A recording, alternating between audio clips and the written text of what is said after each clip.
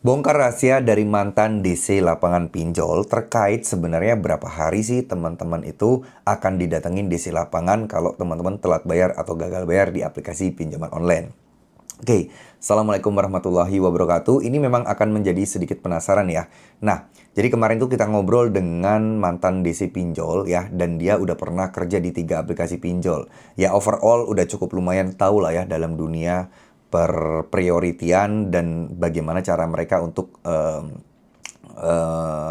menentukan siapa-siapa yang lebih dulu untuk ditagih dan jadwalnya kapan. Nah, kayak gitu. Oke.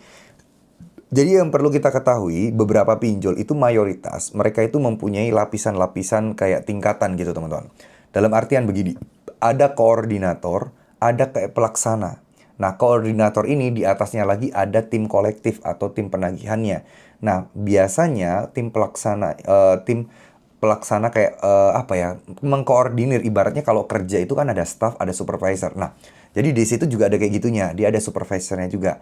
Mayoritas, kebanyakan semuanya diatur oleh supervisor ini. Kemana gitu ya. Dan kadang juga diberikan jadwal oleh si supervisor.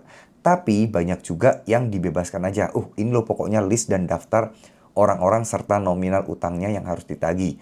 Nah, kapan-kapannya, kemana-kemananya biasanya diserahkan oleh si pihak supervisornya tadi, koordinatornya tadi, kepada para staffnya. Jadi staffnya sendiri yang mengatur kemananya. Nah, jadi prioritas utama mereka adalah orang-orang yang memiliki potensi membayarnya yang tinggi. Jadi bukan yang nominalnya besar, ya. Nominal besar tapi potensi membayarnya rendah, ya nggak akan diperjuangkan gitu loh. Karena ya percuma nggak sih mereka memperjuangkan hal itu kalau ujung-ujungnya nggak dibayar juga ya. Mending yang sedikit-sedikit tapi potensi membayarnya tinggi.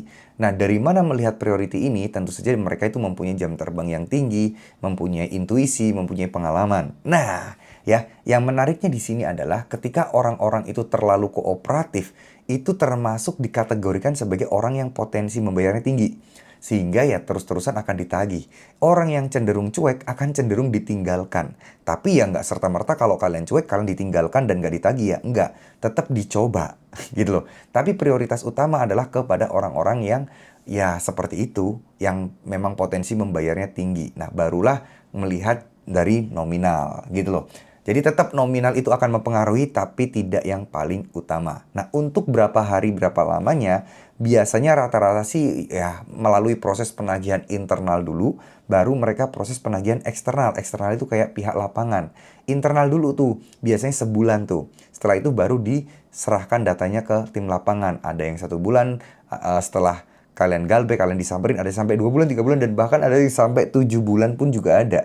Kenapa? Karena ya memang nggak semua pinjol punya DC lapangan banyak, teman-teman. Ya, jadi nggak usah takut. Kalau DC datang ke rumah itu nggak usah takut. Karena sebenarnya informasi dari para DC-DC ini ya mereka sebenarnya ditugasi hanya untuk mengingatkan. Menagih secara paksa pun tidak boleh. Secara bentak-bentak pun nggak boleh. Mengambil dan memaksa uang pun nggak boleh. Jadi nggak usah terlalu dipikirkan yang gimana-gimana. Jadi yang penting teman-teman tahu hukumnya, tahu ilmunya, dan perbanyak wawasan aja biar teman-teman siap mentalnya. Dan kalaupun ada DC datang ke rumah, kalian lebih siap dan tahu nih apa yang menipu, apa yang tidak. Ya, terima kasih. Semoga apa yang saya sampaikan bisa bermanfaat. Wassalamualaikum warahmatullahi wabarakatuh.